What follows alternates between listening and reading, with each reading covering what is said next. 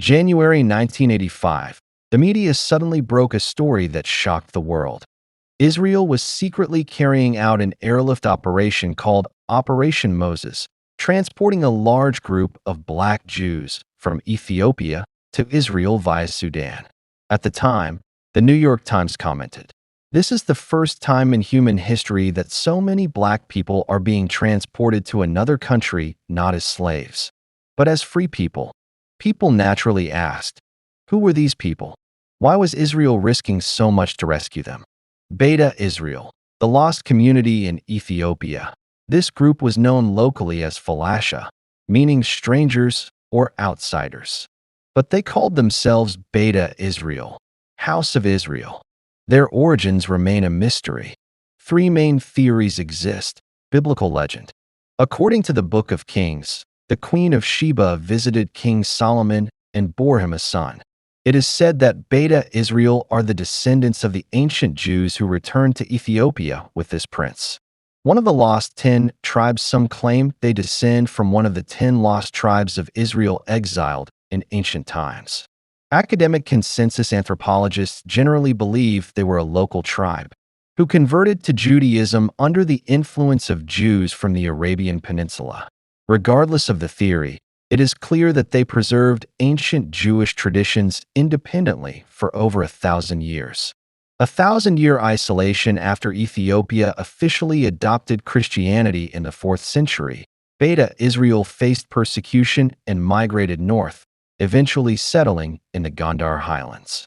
For over a millennium in isolation, they observed the Sabbath, followed ancient Jewish laws, preserved the Bible, but were unaware of the Talmud, dreamed of one day returning to Jerusalem. Yet, in Ethiopia, their social status was extremely low, similar to the Romani in Europe or untouchables in India.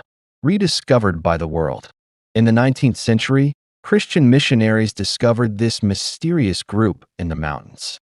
Subsequently, Jewish organizations began contact and assistance, even establishing boarding schools in Addis Ababa to teach Hebrew and modern knowledge. After Israel's founding, the law of return granted all Jews the right to immigrate to Israel. Pressure grew to recognize Beta Israel as Jews eligible for immigration. But within Israel, opinions were deeply divided. Some viewed them as a lost branch of the Jewish people, others doubted their lineage and religious authenticity. 1975.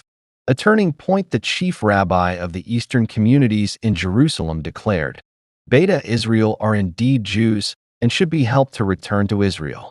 The same year, the Israeli Knesset amended the law, allowing Beta Israel to immigrate under the law of return. War, famine, and flight. After the 1974 Ethiopian coup, the new military government declared all religions illegal except Christianity, and Islam banned Jewish religious activities, prohibited Hebrew study, labeling it the language of Zionist enemies.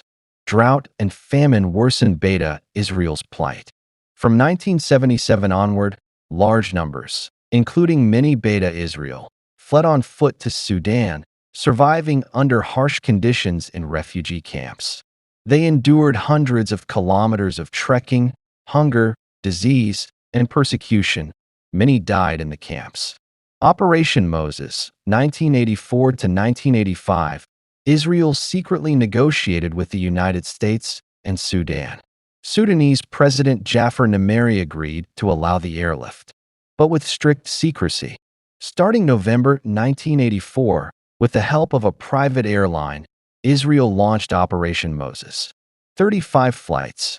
Over 7,000 people successfully reached Israel. After the story leaked, Sudan halted the operation, leaving thousands still in the camps. U.S. intervention. In March 1985, the U.S. conducted a separate airlift, transporting more than 1,000 Beta Israel to Israel. By then, approximately 13,000 black Jews who had fled to Sudan were rescued. Operation Solomon, 1991. As the Ethiopian civil war intensified and President Mengistu fled, Israel feared the agreements might fail and acted quickly. In just 25 hours, 35 planes, military and civilian, 41 flights, 14,194 people airlifted to Israel. Some planes had all seats removed. A Boeing 747 carried 1,087 people, setting a record in aviation history. Upon arrival in Tel Aviv, many black Jews knelt and kissed the ground, believing they had finally returned to the land their ancestors had left 2,000 years ago. Controversy: who is a Jew? Despite overcoming immense hardships, some Orthodox rabbis doubted their faith. They were asked to undergo a symbolic conversion ceremony reaffirmation of Orthodox Jewish law. Beta Israel angrily refused, insisting that their traditions were purer than many modern Jews.